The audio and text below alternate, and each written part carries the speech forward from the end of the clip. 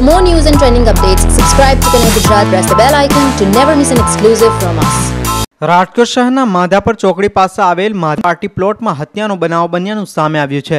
મહેશ ઓકડિયા નામના શખ્સની તેના જ સાથી કર્મીઓ દ્વારા હત્યા કર્યા હોવાનું સામે આવ્યું છે। ઘટનાની જાણ થતાં એફએસએલ સ્થાનિક ક્રાઇમ બ્રાન્ચ એસઓજી ઘટના સ્થળે પહોંચી જરૂરી પંચનામાની કાર્યવાહી હાથ ધરી હતી।